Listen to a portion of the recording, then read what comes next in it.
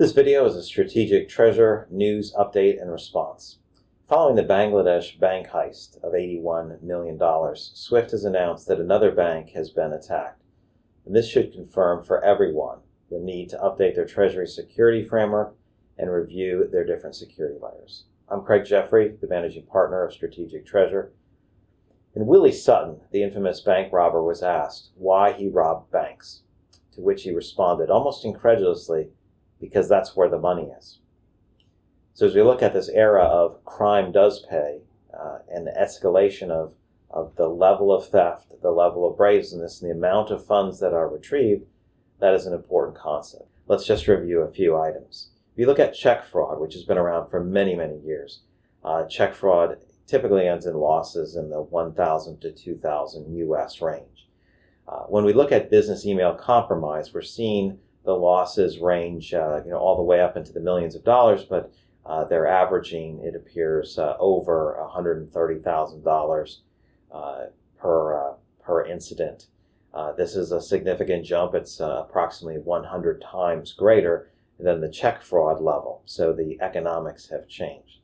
As we start to see not only focus on business email compromise, but penetration of systems with a combination of human engineering, gaining access to insider information, we're seeing these system hacks, system thefts, increasing the level of the yield. And we expect these to be typically fall in the range of 1 to 10 million on average in terms of the losses. So let's review the situation briefly. So the Bangladesh situation, the bank lost $81 million. $101 million was sent out, and nearly $1 billion was attempted to be sent out. Some of that was stopped by money laundering controls. $20 million was sent and returned due to a bank employee curious about the amount and the misspelling of the word foundation. So $20 million was returned, leaving them short so far $81 million. It appears clear that there was some very weak perimeter defenses, including no firewall and secondhand routers. There also appeared to be inside information shared, deep knowledge of processes at the bank.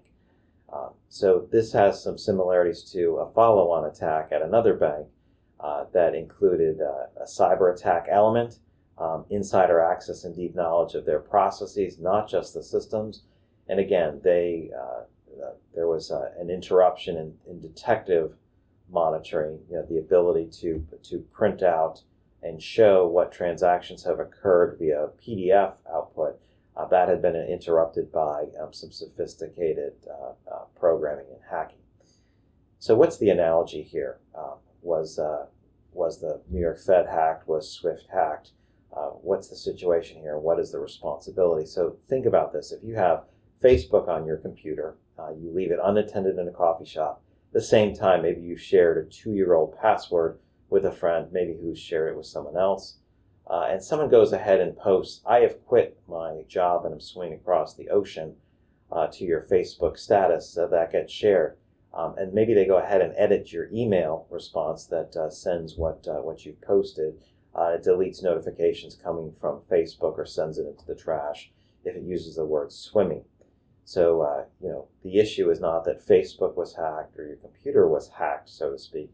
It's you left your entry point clearly exposed and you failed to manage multiple layers of security. Physical access, password security. Facebook wasn't breached and your computer wasn't hacked, but there was definitely a breach and a problem. So what's the action in this type of situation that we've seen with Bangladesh and other banks, and really all corporates should be aware of this as well? One, you need to ensure that your Treasury security framework is formal and current. And this Treasury security framework needs to address all areas. Treasury needs to superintend this process, even if they're not responsible for all of the execution of the individual components. This is extremely vital. So first, you have to be concerned and protect the perimeter, the interior, the human element, the various processes that you use for payments or access to accounts and value.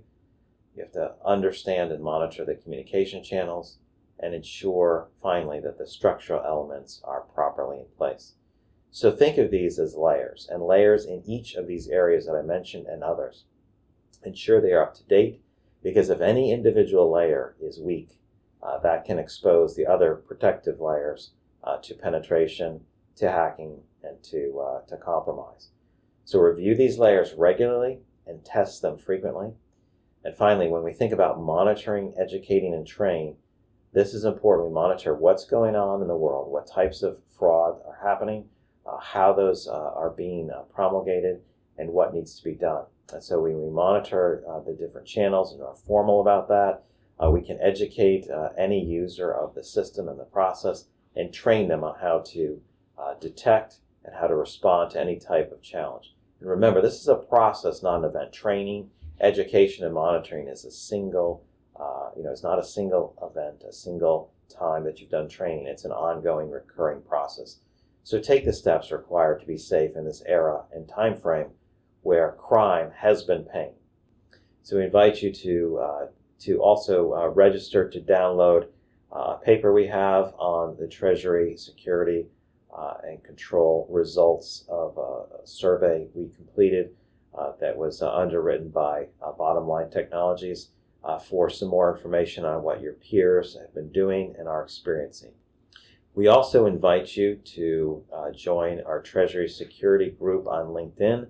This is where we'll be pushing most of the information on this topic out to you. So it's Treasury Security on LinkedIn.